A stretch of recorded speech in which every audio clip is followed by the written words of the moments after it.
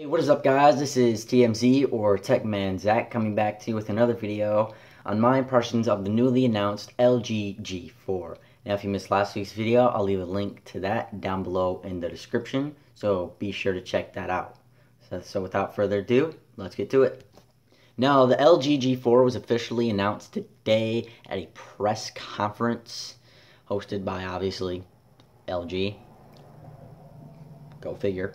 The phone itself will be available in June through, the four major carriers: Sprint, T-Mobile, AT&T, and Verizon. But Sprint will be offering the leather and the metallic gray. And T-Mobile, they're actually doing something a little different. They're actually having a sweepstakes, which is, I think it starts today, actually. Today or tomorrow, but I'm pretty sure today.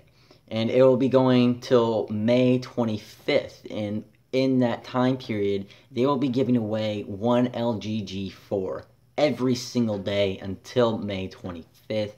So this is a really good chance for you to get your hands on one early, before June, before other people get it. Full details down below in the description. Not much word on AT&T and Verizon, but most likely June.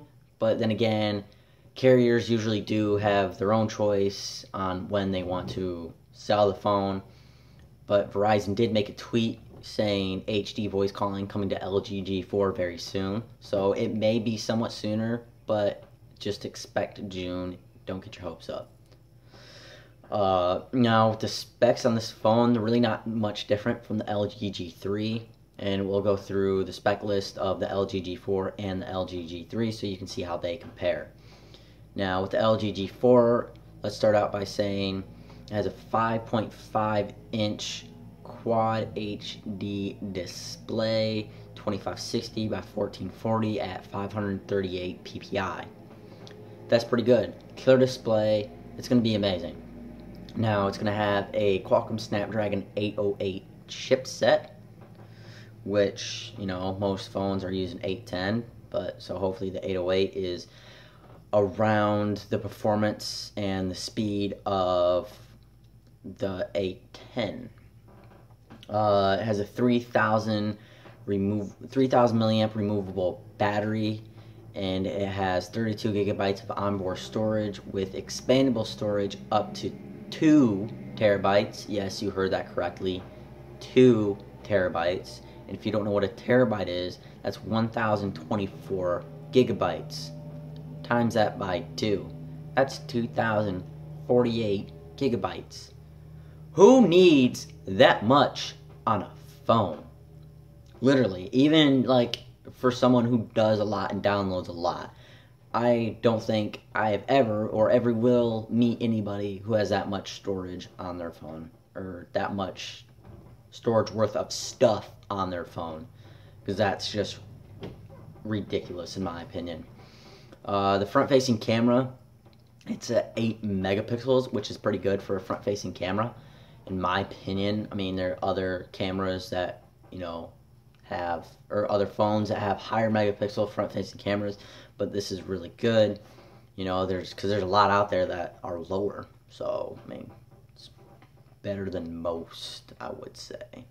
It has a 2.0 aperture, which is good, but I'm not really into, camera and everything, and, I'm not a camera nerd, so I don't know all about the aperture and stuff like that, but I do know it's pretty good, and it's what most phones usually have.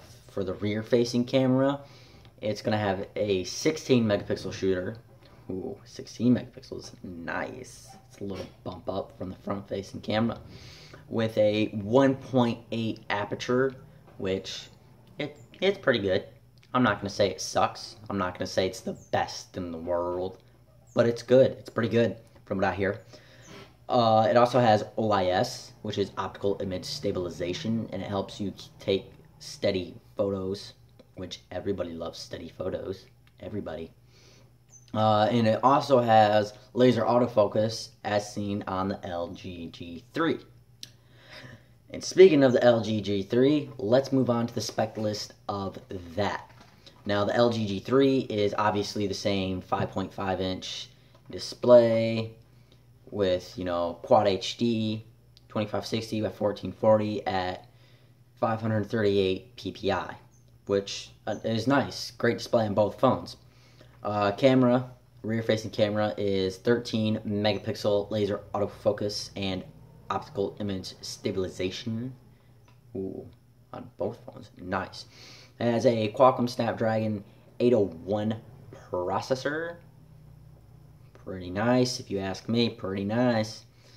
It has a quad-core 2.5 gigahertz CPU and a Adreno 330 GPU, which is nice. For the internal storage, there's two versions. You can get the version that has 16 gigabytes of onboard storage, and in result, you'll get 2 gigabytes of RAM, or you can double your onboard storage and get it with 32 gigabytes and get 3 gigabytes of RAM on it.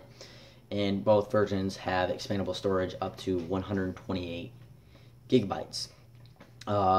It has the same battery as the LG G4, which is a 3000 milliamp removable battery.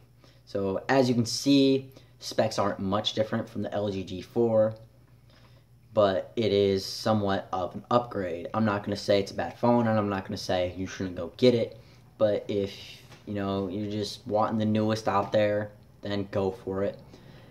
Go for it, man. I mean, do what you do. And the LG G4 is running Android 5.1 Lollipop straight out of the box, which is nice because we're in the Lollipop days, and it takes forever for some phones to get Lollipop.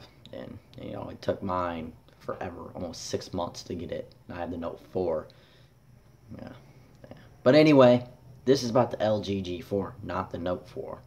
LG G4. So that has been it. I hope you enjoyed this video. If you did, feel free to subscribe or give a thumbs up if you wish. So, yeah. Peace.